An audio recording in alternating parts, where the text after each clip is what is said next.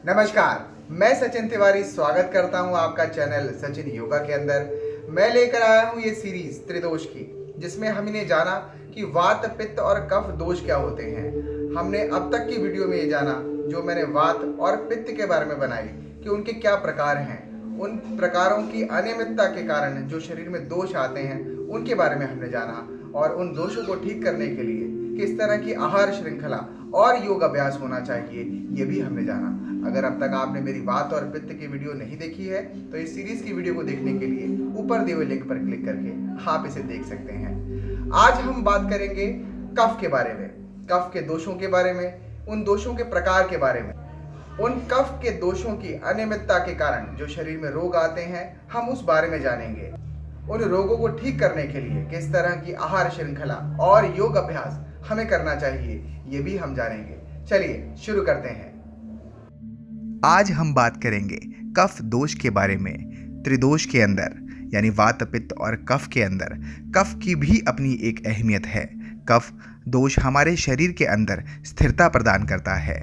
कफ दोष के अंदर 5 प्रकार बताए गए हैं। सबसे पहला क्लेदन कफ।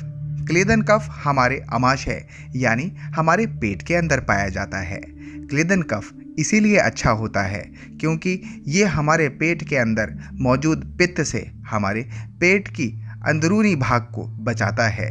क्लेदन कफ हमारे पेट के अंदर एक लेयर बनाता है, जिससे हमारे पेट की इनर वॉल को कोई भी नुकसान पाचन क्रिया के दौरान नहीं पहुंचता है।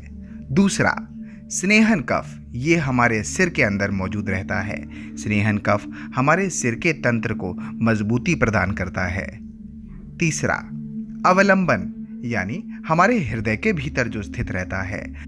हमारे हृदय के भीतर जिस गति की आवश्यकता होती है, हमारे इनर वॉल्स की जो सहायता चाहिए होती है, उसे ये प्रदान करता है।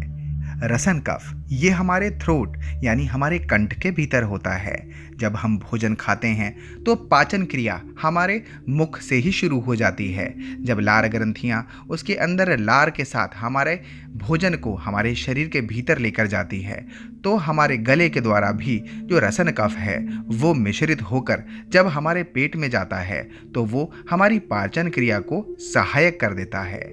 सबसे अंतिम श्लेष्मक कफ, यानी वो कफ जो हमारी संधियों में हमारे जोड़ों के पास पाया जाता है, ताकि जो हमारे शरीर की लोकोमोशन है, जो शरीर की जो हमारी गतिविधियां हैं, उन्हें हम सुचारू रूप से चला सकें। ये सारे के सारे कफ तब तक अच्छे हैं जब तक इनके अंदर नियमितता बनी हुई है।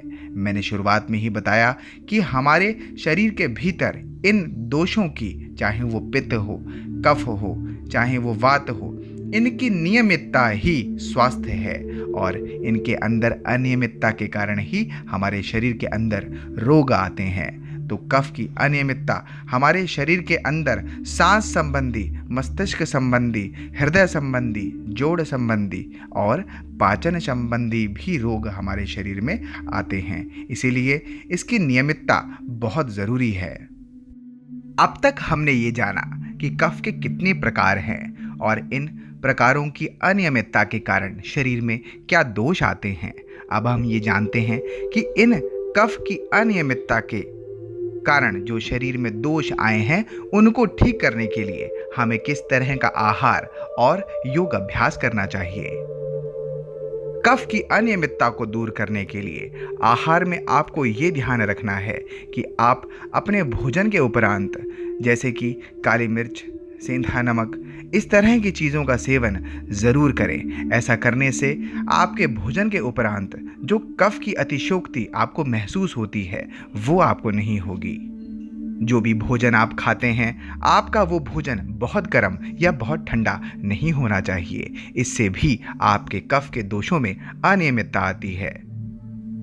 जिस तरह तेल पानी के अंदर नहीं मिलता, ठीक उसी तरह आप जब भोजन कर लेते हैं उसके तुरंत उपरांत अगर आपको कफ दोष है तो पानी बिल्कुल भी नहीं पीना चाहिए। ऐसा करने से आपके गले के भीतर आपको तनाव महसूस होगा और कफ की उत्पत्ति का कारण बनेगा।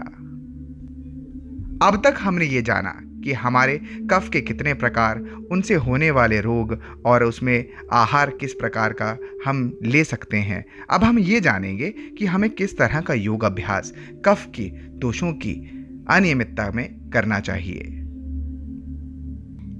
कफ के दोषों की अनियमितता में सबसे बेहतर इंजन दौड़ माना गया है। अब हम अभ्यास करेंगे इंजन दौड़ का। इंजन दौड़ हमारे कफ की हर अनियमितता पर काम करता है। आइए जानते हैं कि इसे किस तरह करते हैं। इंजन दौड़ के लिए अंगूठा अंदर, मुट्ठी बंद, हाथ को सामने पंच करते हुए सांस को तेजी के साथ बाहर फेंकें। जब आप सांस को तेजी के साथ बाहर फेंकेंगे तो हमारा जो क्लेदन प्रकार है कफ का, जो हमारे आमाशय के अंदर, हमारे स्टमक के अंदर होता है, ये उसकी अनियमितता को संतुलित करता है। हमारे जो रसन कफ का जो प्रकार है, जो हमारे थ्रोट में, हमारे गले में होता है, ये उसे भी नियमित करता है। जब आप सांस को तेज बाहर फेंकते हैं तो आपके सिर तक, आपके हृदय तक, यानी स्नेहन और अवलंबन, इन दोनों प्रकारों के ऊपर भी इस इंजन दौड़ का एक सकारात्मक असर आता है। इसीलिए इंजन दौड़ कफ की हर अनियमितता, चाहे वो क्लेदन, स्नेहन, अवलंबन, रसन या श्लेष्मक, किसी भी प्रकार की अनियमितता जो कफ की आई है, उसे ये दूर करने में बहुत कारगर है। चलिए लगातार करेंगे।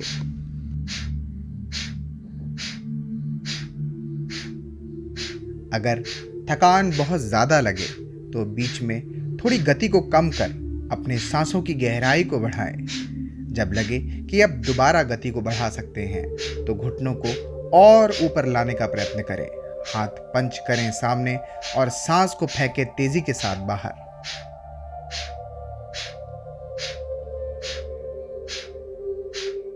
सांस की आवाज तेज,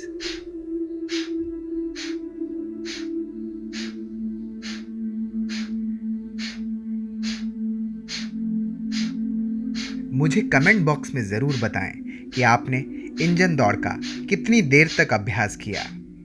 आप इसका रोज़ अभ्यास करें और जब आपको लगे कि अब क्षमता बढ़ चुकी है और आप देर तक इसे कर सकते हैं तो आप पॉज करके इसके समय सीमा को बढ़ाएं। ये नियम हर आसन में लागू होगा तो आप धीरे धीरे क्षमता बढ़ाकर इस वीडियो के माध्यम से अपने अभ्यास की गति को तेज़ कर सकते हैं।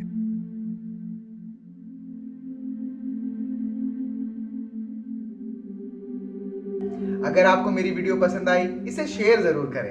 अगर आपने अब तक मेरे चैनल को सब्सक्राइब नहीं किया है तो ऊपर दिए हुए लिंक पर क्लिक करके आप मेरे चैनल को सब्सक्राइब कर सकते हैं। मेरी और अपडेटेड वीडियोस को जल्द पाने के लिए बेल आइकन को प्रेस करना ना भूलें। आप मेरे चैनल पर जाकर मेरी और वीडियोस का भी लाभ उठा सकते हैं। नमस्कार।